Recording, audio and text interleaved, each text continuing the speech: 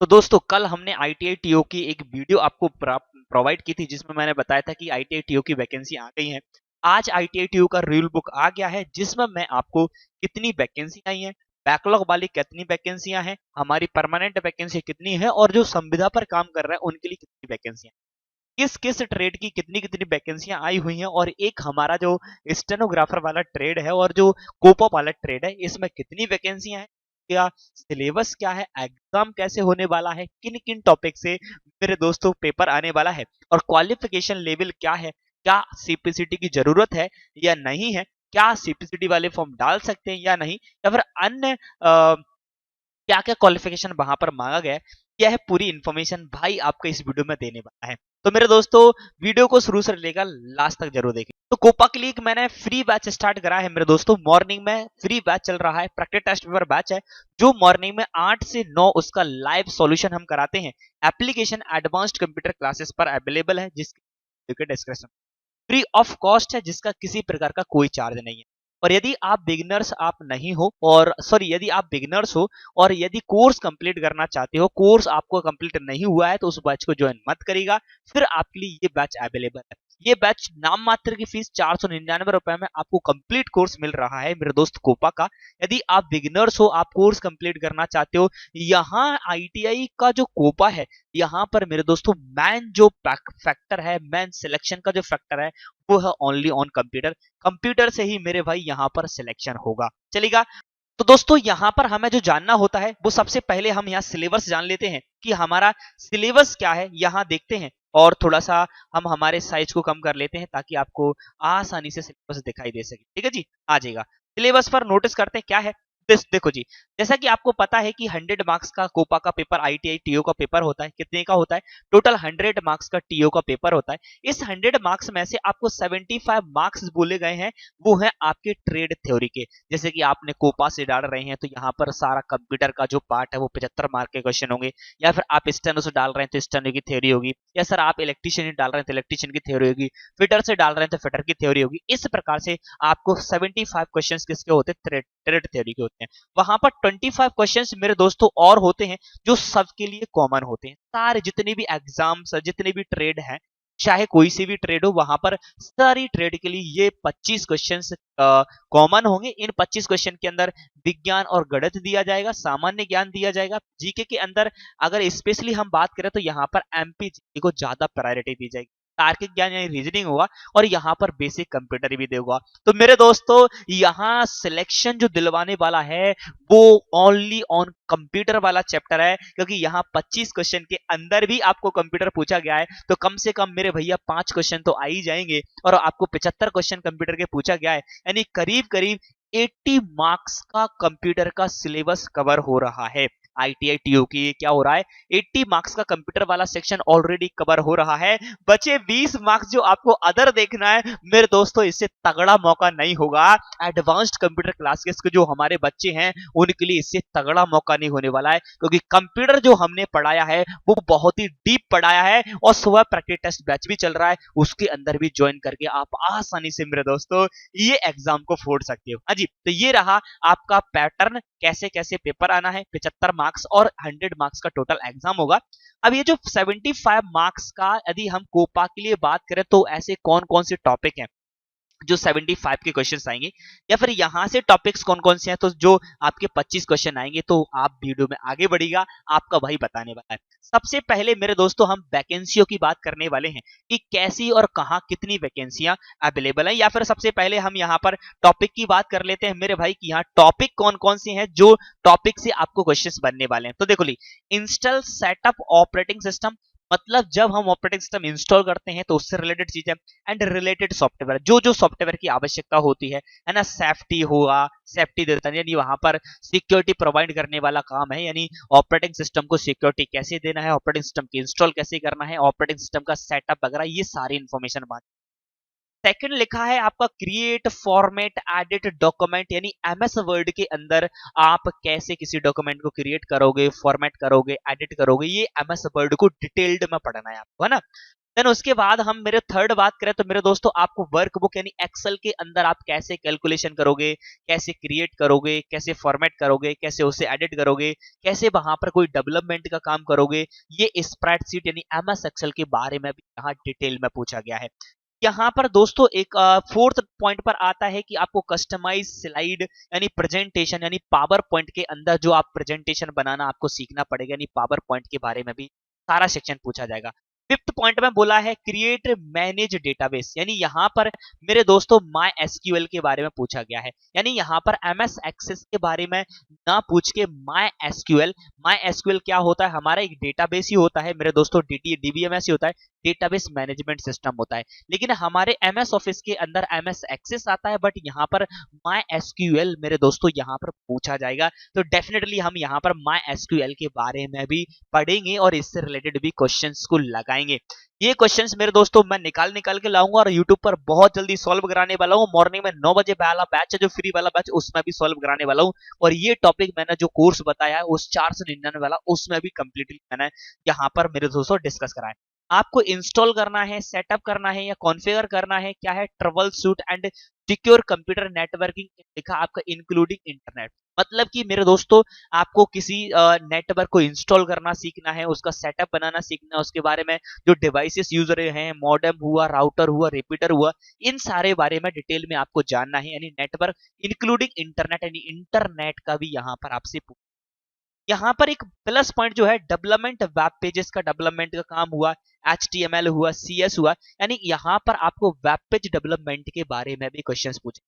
और यहाँ web page development दो लैंग्वेज के माध्यम से किया जाएगा, एक है HTML, दूसरा है CSS। मेरे दोस्तों बहुत जल्द मैं आपको वीडियो भी असाइन करूंगा कि माई एसक्यूएल आप कहाँ से सीख सकते हो, HTML CSS आपकी जो एक लैंग्वेज है इनके माध्यम से वेब डेवलपमेंट का जो कोर्स है वो आप कहाँ से कंप्लीट कर सकते हो, है ना, या फिर क्वेश्चंस कहाँ से देख सकते हो। Developed web page using the Java, यानी आपको मेरे दोस्तों वेब पेज डेवलपमेंट जावा में भी सीखना पड़ेगा। यानी HTML और CSS में तो आपको वेब पेज डेवलपमेंट के बारे में नॉलेज लेना ही लेना है, और जावा में भी आपको सीखना पड़ेगा वेब पेज डेवलपमेंट। ठीक है जी।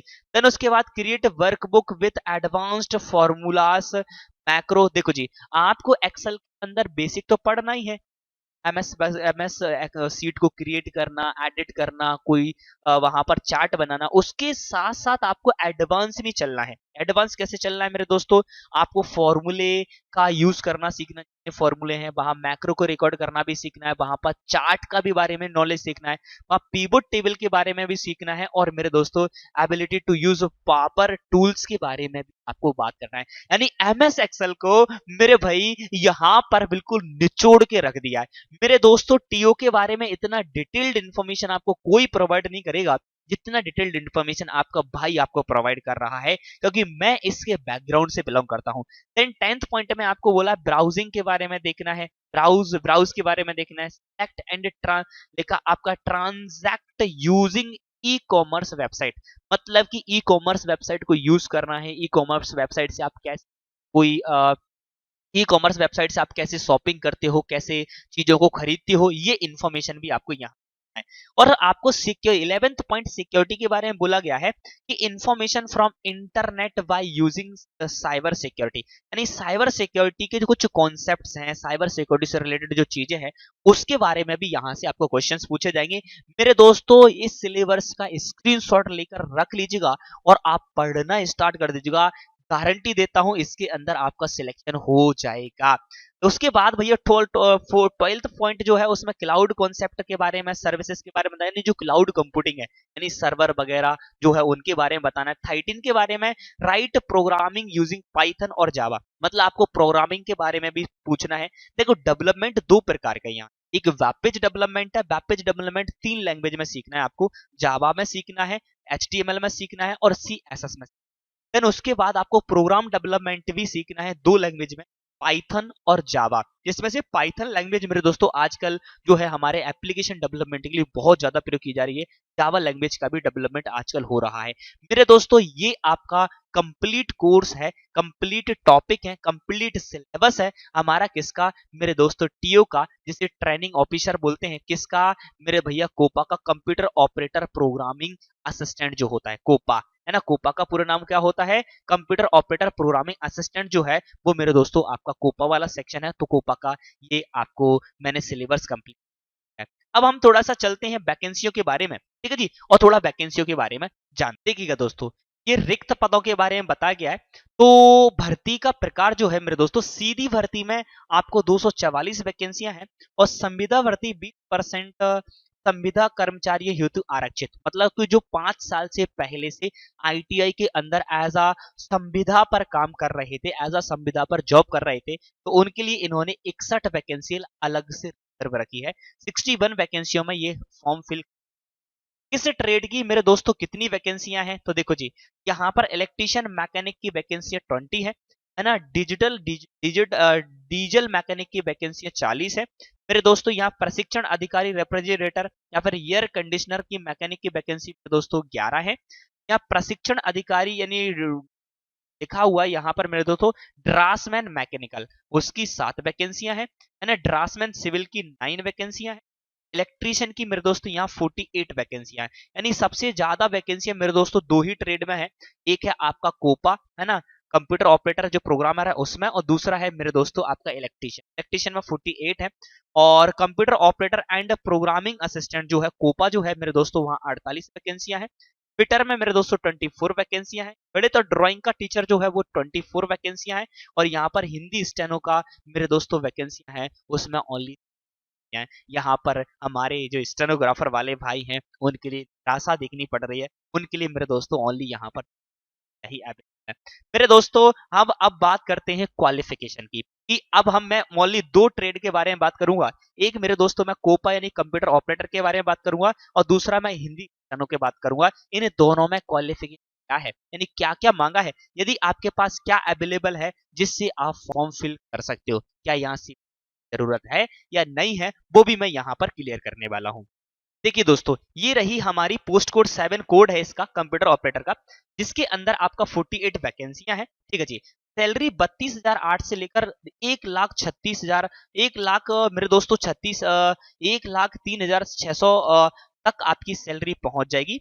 यहाँ पर यदि हम क्वालिफिकेशन की बात करें मेरे भाई, तो सिंपल सा क्वालिफिकेशन ये है कि यदि आप हाई स्कूल पास हो और साथ साथ में आपने आईटीआई करा है, और आईटीआई के साथ साथ में आपने 11वीं भी उत्तीर्ण करा है, यानी आपका हाई स्कूल क्वालिफाई हो और आप 11वीं से क्वालिफाई हो, और एनसीवीटी या फिर एससीवीटी से मेरे दोस्तों आपने क्या किया हो, देखो जी, एनसीवीटी या फिर एससीवीटी, एससीवीटी यानी एआईटीटी यानी आईटीआई, एनसी एनसी परीक्षा, या डीआईसीएससी सॉरी डीआईएसीसी से ए लेवल परीक्षा मान्यता प्राप्त विश्वविद्यालय से पीजीडीसीए उत्तीर्ण किया हो। मतलब कहने का सिंपल सा मतलब है, आपने मेरे दोस्तों 10th के बाद 11th भी पास किया है, और 11th के साथ साथ में एक्चुअली ए लेवल का डिप्लोमा होता है। आईटीआई का जो डिप्लोमा है मेरे दोस्तों एआईटीटी है ना, एक डिप्लोमा होता है, एआईटीटी एक डिप्लोमा होता है मेरे दोस्तों, और उसके साथ साथ में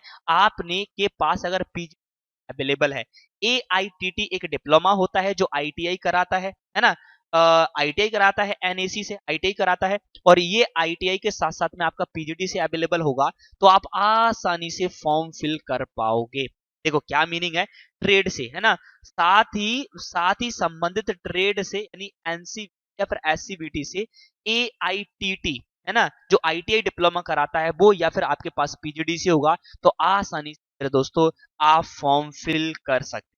उसके अलावा आपके पास क्या अवेलेबल हो, कंप्यूटर ऑपरेटर प्रोग्रामिंग यानी कोपा अवेलेबल हो, desktop publisher, data entry operator, basic computer लिखा आपका इलेक्ट्रॉनिक सेक्टर में आपके पास कोई डिप्लोमा हो, बेसिक कंप्यूटर ऑपरेटिंग स्किल तथा आईटीएम एप्लीकेशन यानी इलेक्ट्रिकल सेक्टर से ट्रेड के लिए हाई स्कूल क्वालिफाई हो, यानी इलेक्ट्रिकल सेक्टर से ये वाला आपका जो डिप्लोमा है, आईटीएम से आपने कोई डिप्लोमा लिया है बेसिक कंप्यूटर ऑपरेटर स्किल का, है ना, ये डिप्लोमा हो, या फिर आपके हाई स्कूल आपके पास हाई स्कूल के साथ साथ ही आपने किया हो। समकक्ष अथवा पुराने पाठ्यक्रम में आपने हाई स्कूल पास किया हो, और उसके में 11th भी आपने पास कर लिया हो, है ना, और उसके साथ साथ में सेंटर ऑफ एक्सीलेंस योजना अंतर, यानी एक सेंटर ऑफ एक्सीलेंस योजना होती है जिसमें आईटी यानी इंफॉर्मेशन टेक्नोलॉजी सेंटर से एनसी या फिर एससीबीटी से 2 वर्षीय मल्टी स्किलिंग पाठ्यक्रम उत्तीर्ण किया हो। देखो क्या मतलब है, आपने कोपा, आपके पास कोपा अवेलेबल हो तब भी आप फॉर्म डाल पाओगे, या फिर आपके पास डेटा एंट्री ऑपरेटर वाली एक पोस्ट होती है वो हो तब भी फॉर्म डाल पाओगे।